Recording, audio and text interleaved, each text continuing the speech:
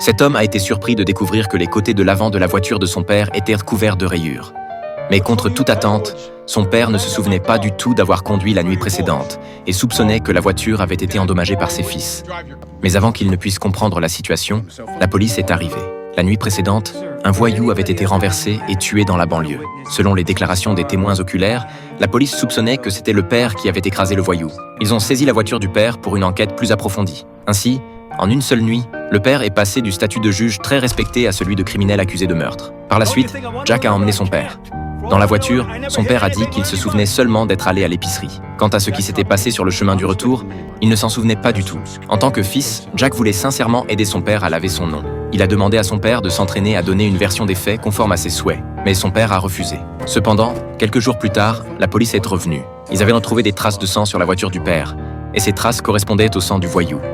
La police a rapidement ouvert une enquête. Bien que toutes les preuves soient contre le père, pourquoi la police avait-elle initialement conclu à un meurtre? D'après les souvenirs de Jack et de son père, la victime avait été jugée par le père. À l'âge de 16 ans, à cause d'une petite querelle amoureuse, le voyou avait pris une arme et tiré sur la maison de la jeune fille. Bien que personne n'ait été blessé, en voyant l'adolescent pleurer et se repentir au tribunal, le père, d'ordinaire sévère, avait été ému par la compassion. Il avait été clément et n'avait condamné le voyou qu'à 30 jours.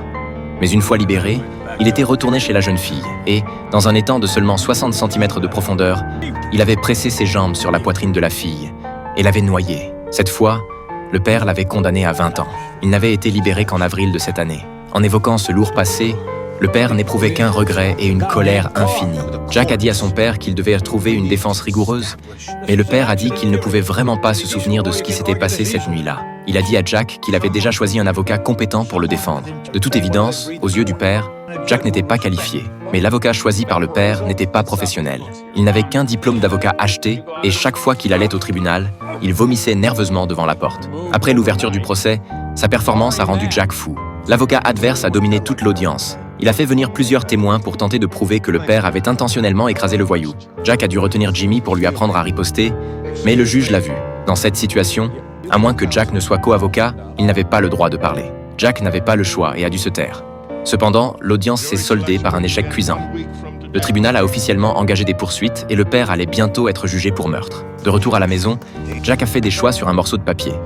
Heureusement, le père a accepté que Jack soit co-avocat. Après un certain temps d'enquête, Jack avait toujours un doute qui ne le quittait pas. Pourquoi son père était-il amnésique? Le lendemain, Jack et son père se sont rendus sur les lieux de l'incident. Ici, Jack voulait aider son père à se souvenir. De leur conversation, Jack a appris que son père avait en fait un cancer et que l'amnésie était due à la chimiothérapie. Bien que triste, cela pouvait être un tournant dans l'affaire. Cependant, la suggestion